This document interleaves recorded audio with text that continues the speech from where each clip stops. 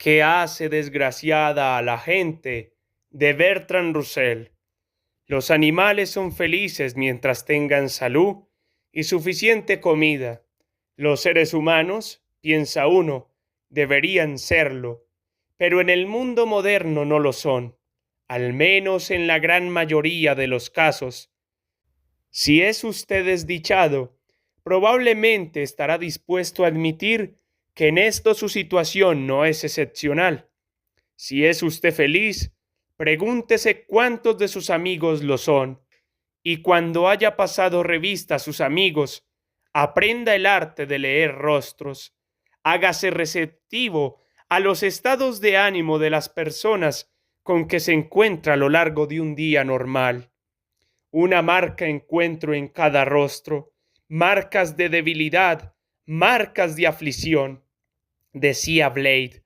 Aunque de tipos muy diferentes, encontrará usted infelicidad por todas partes. Supongamos que está usted en Nueva York, la más típicamente moderna de las grandes ciudades. Párese en una calle muy transitada en horas de trabajo, o en una carretera importante un fin de semana. Vacíe la mente de su propio ego y deje que las personalidades de los desconocidos que le rodean tomen posesión de usted, una tras otra. Descubrirá que cada una de estas dos multitudes diferentes tiene sus propios problemas. En la multitud de horas de trabajo verá usted ansiedad, exceso de concentración, dispepsia, falta de interés por todo lo que no sea la lucha cotidiana, incapacidad de divertirse, falta de consideración hacia el prójimo. En la carretera en fin de semana verá hombres y mujeres, todos bien acomodados y algunos muy ricos, dedicados a la búsqueda de placer. Esta búsqueda la efectúan todos a velocidad uniforme.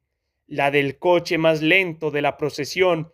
Los coches no dejan ver la carretera y tampoco el paisaje, ya que mirar a los lados podría provocar un accidente.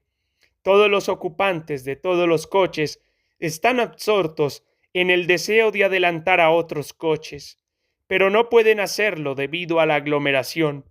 Si sus mentes se desvían de esta preocupación, como les sucede de vez en cuando a los que no van conduciendo, un indescriptible aburrimiento se apodera de ellos e imprime en sus rostros una marca de trivial descontento. De tarde en tarde pasa un coche cargado de personas de color cuyos ocupantes dan auténticas muestras de estar pasándoselo bien, pero provocan indignación por su comportamiento excéntrico y acaban cayendo en manos de la policía debido a un accidente. Pasárselo bien en días de fiesta es ilegal. O, por ejemplo, observe a las personas que asisten a una fiesta.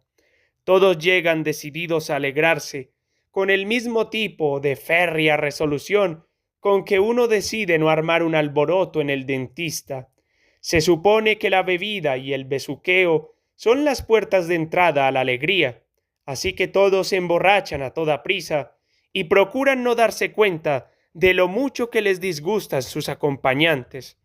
Tras haber bebido lo suficiente, los hombres empiezan a llorar y a lamentarse de lo indignos que son, en el sentido moral de la devoción de sus madres.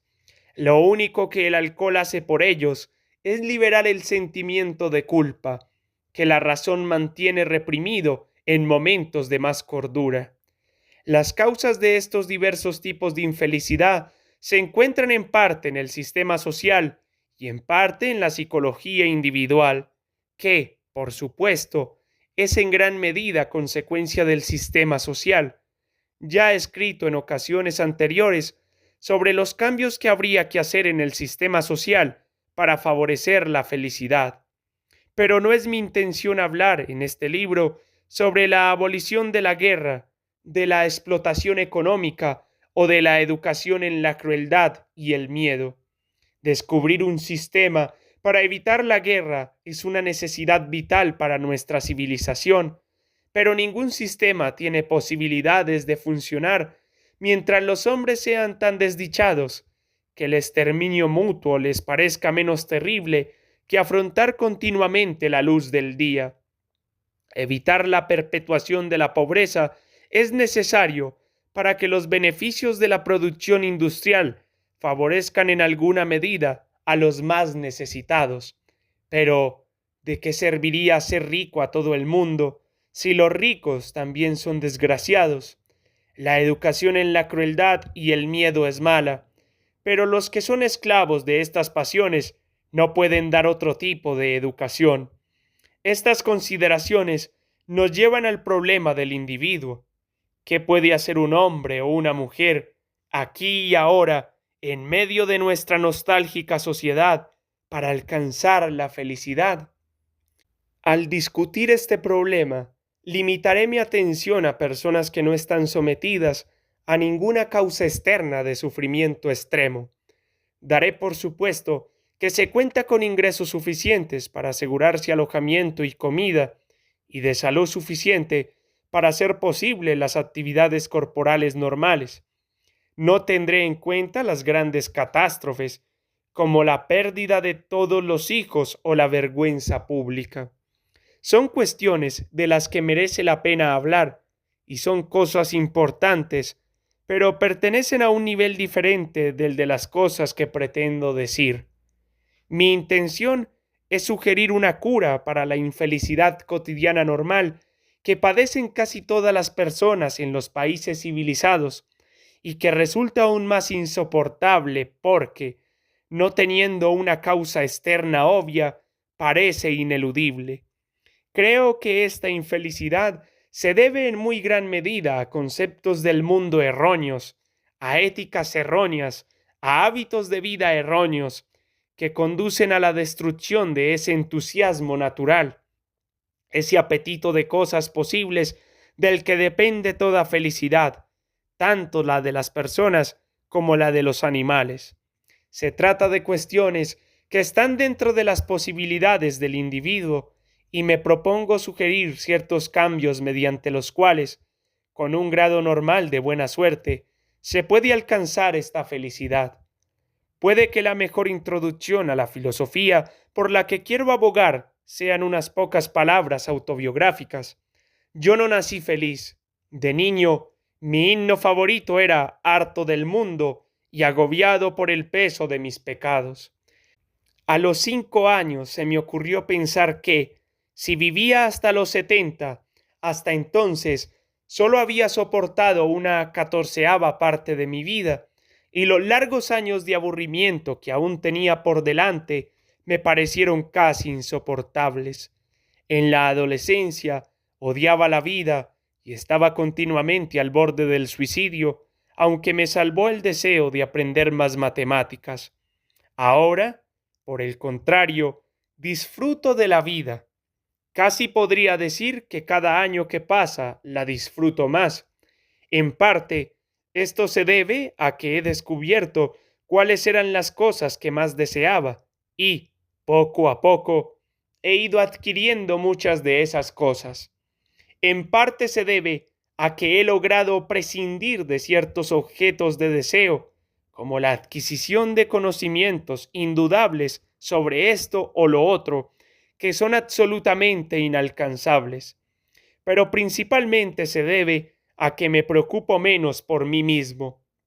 Como otros que han tenido una educación puritana, yo tenía la costumbre de meditar sobre mis pecados, mis fallos y mis defectos. Me consideraba a mí mismo, y seguro que con razón, un ser miserable. Poco a poco aprendí a ser indiferente a mí mismo y a mis deficiencias. Aprendí a centrar la atención cada vez más en objetos externos, el estado del mundo, diversas ramas del conocimiento, individuos por los que sentía afecto. Es cierto que los intereses externos acarrean siempre sus propias posibilidades de dolor. El mundo puede entrar en guerra. Ciertos conocimientos pueden ser difíciles de adquirir. Los amigos pueden morir. Pero los dolores de este tipo no destruyen la cualidad esencial de la vida, como hacen los que nacen del disgusto por uno mismo. y todo interés externo inspira alguna actividad que, mientras el interés se mantenga vivo, es un preventivo completo del enuit. En cambio, el interés por uno mismo no conduce a ninguna actividad de tipo progresivo. Puede impulsar a escribir un diario, a acudir a un psicoanalista o tal vez a hacerse monje, pero el monje no será feliz hasta que la rutina del monasterio le haga olvidar su propia alma. La felicidad que él atribuye a la religión podría haberla conseguido haciéndose barrendero, siempre que se viera obligado a hacerlo para toda la vida. La disciplina externa es el único camino a la felicidad para aquellos desdichados cuya absorción en sí mismos es tan profunda que no se puede curar de ningún otro modo. Hay varias clases de absorción en uno mismo. Tres de las más comunes son las del pecador, la del narcisista y la del megalómano. Cuando digo el pecador, no me refiero al hombre que comete pecados. Los pecados los cometemos todos o no los comete nadie, dependiendo de cómo definamos la palabra. Me refiero al hombre que está absorto en la conciencia del pecado. Este hombre está constantemente incurriendo en su propia desaprobación, que, si es religioso, interpreta como desaprobación de Dios. Tiene una imagen de sí mismo como él cree que debería ser, que está en constante conflicto con su conocimiento de cómo es. Si en su pensamiento consciente ha descartado hace mucho tiempo las máximas que le enseñó su madre de pequeño, su sentimiento de culpa puede haber quedado profundamente enterrado en el subconsciente y emerger tan solo cuando está dormido o borracho. No obstante, con eso puede bastar para quitarle el gusto a todo. En el fondo, sigue acatando todas las prohibiciones que le enseñaron en la infancia. Decir palabrotas está mal, beber está mal, ser astuto en los negocios está mal y, sobre todo, el sexo está mal. Por supuesto, no se abstiene de ninguno de esos placeres, pero para él están todos envenenados por la sensación de que le degradan. El único placer que desea con toda su alma es que su madre le dé su aprobación con una caricia, como recuerda haber experimentado en su infancia. Como este placer ya no está a su alcance, siente que nada importa. Puesto que debe pecar, decide pecar a fondo. Cuando se enamora, busca cariño maternal, pero no puede aceptarlo porque, debido a la imagen que tiene de su madre, no siente respeto por ninguna mujer con la que tenga relaciones sexuales. Entonces, sintiéndose decepcionado, se vuelve cruel, se arrepiente de su crueldad y empieza de nuevo el terrible ciclo de pecado imaginario y remordimiento real. Esta es la psicología de muchísimos reprobos aparentemente empedernidos. Lo que les hace descarriarse es su devoción a un objeto inalcanzable, la madre o un sustituto de la madre, junto con la inculcación en los primeros años de un código ético ridículo. Para estas víctimas de la virtud maternal, el primer paso hacia la felicidad consiste en librarse de la tiranía de las creencias y amores de la infancia. El narcisismo es, en cierto modo, lo contrario del sentimiento habitual de culpa. Consiste en el hábito de admirarse uno mismo y desear ser admirado. Hasta cierto punto, por supuesto, es una cosa normal y no tiene nada de malo.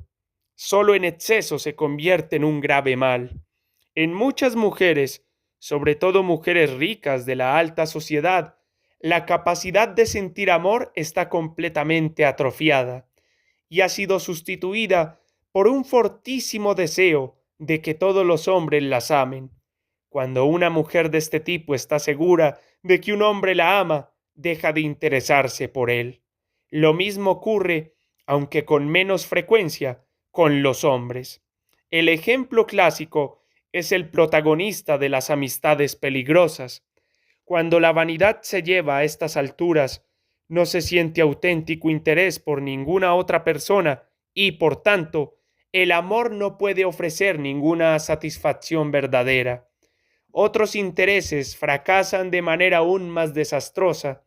Un narcisista, por ejemplo, inspirado por los elogios dedicados a los grandes pintores, puede estudiar bellas artes, pero como para él pintar no es más que un medio para alcanzar un fin, la técnica nunca le llega a interesar y es incapaz de ver ningún tema si no es en relación con su propia persona. El resultado es el fracaso y la decepción, el ridículo en lugar de la esperada adulación. Lo mismo se aplica a esas novelistas en cuyas novelas siempre aparecen ellas mismas idealizadas como heroínas. Todo éxito verdadero en el trabajo depende del interés auténtico por el material relacionado con el trabajo. La tragedia de muchos políticos de éxito es que el narcisismo va sustituyendo poco a poco al interés por la comunidad y las medidas que defendía. El hombre que solo está interesado en sí mismo no es admirable y no se siente admirado.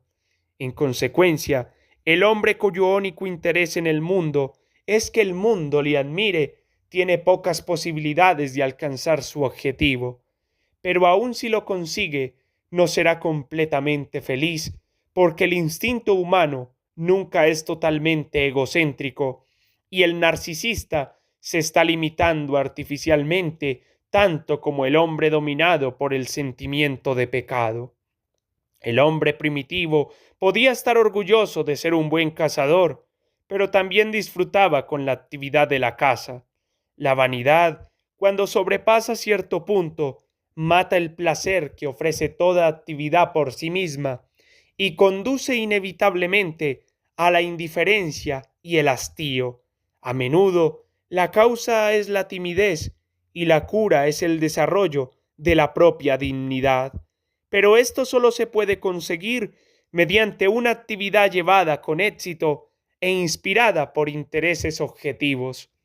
El megalómano se diferencia del narcisista en que desea ser poderoso antes que encantador y prefiere ser temido a ser amado. A este tipo pertenecen muchos lunáticos y la mayoría de los grandes hombres de la historia. El afán de poder, como la vanidad, es un elemento importante de la condición humana normal y hay que aceptarlo como tal. Solo se convierte en deplorable cuando es excesivo o va unido a un sentido de la realidad insuficiente.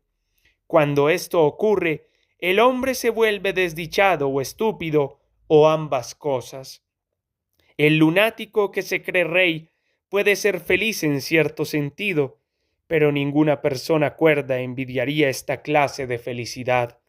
Alejandro Magno pertenecía al mismo tipo psicológico que el lunático, pero poseía el talento necesario para hacer realidad el sueño del lunático. Sin embargo, no pudo hacer realidad su propio sueño, que se iba haciendo más grande a medida que crecían sus logros. Cuando quedó claro que era el mayor conquistador que había conocido la historia, decidió que era un dios. ¿Fue un hombre feliz? Sus borracheras, sus ataques de furia, sus indiferencia hacia las mujeres y sus pretensiones de divinidad dan a entender que no lo fue.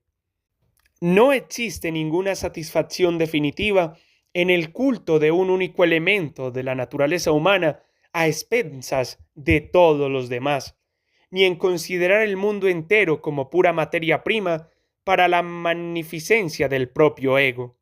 Por lo general, el megalómano, tanto si está loco como si pasa por cuerdo, es el resultado de alguna humillación excesiva.